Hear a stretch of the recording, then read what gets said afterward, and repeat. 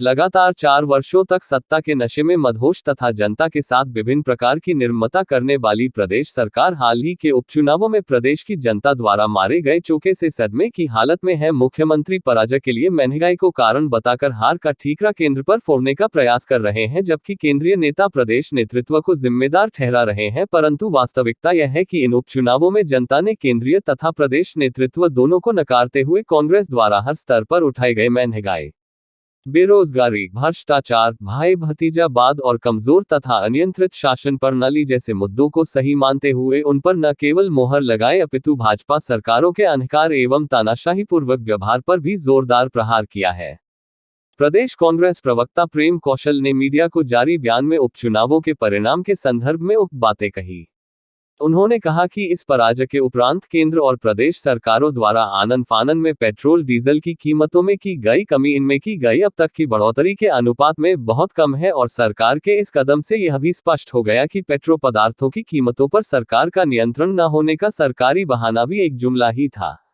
कांग्रेस प्रवक्ता ने कहा कि प्रदेश सरकार ने 4 वर्षों तक मनमानी की और न्याय तथा अधिकारों के लिए आवाज उठा रहे करुणामूलक आधार पर नौकरी के लिए संघर्षरत लोगों, आउटसोर्स कर्मचारियों, राशन डिपो संचालकों, सरकारी कर्मचारियों सहित बेरोजगार युवाओं और समाज के अनेक वर्गों की अनदेखी की, जिसका खमियाजा बीजेपी को जनाक्रोश के माध्यम से भुगतना पड़ा और अब आगामी विधानसभा चुनावों में निश्चित पराजय को भांपते हुए झूठी घोषणाएं करने की पृष्ठभूमि तैयार करने का ताना बाना बुना जा रहा है। परंतु अब प्रदेश में जनता का मन भर भी चुका है और बदल भी अब जनता के हिसाब मांगने का समय है, क्योंकि 4 वर्षों तक लगातार शोषण तथा अनदेखी का शिकार होती रही जनता अब हिसाब चुकता करने के मोड़ पर आ चुकी है। पिछले 4 वर्षों से लगातार प्रदेश की जनता के साथ क्रूरता और निर्ममता करने वाली भारतीय जनता पार्टी की सरकार हाल ही में प्रदेश में संपन्न हुए उपचुनावों के बाद जो नतीजे आए हैं उनके चलते सदमे की स्थिति में है। मुख्यमंत्री जयराम ठाकुर इस पराजय को लेकर महंगाई को जिम्मेदार ठहराते हुए मौलिक आधार पर नौकरी के लिए संघर्ष करने वाले लोग हों, प्रदेश के अलग अलग विभागों में आउटसोर्सिंग पर काम करने वाले लोग हों, सस्ता राशन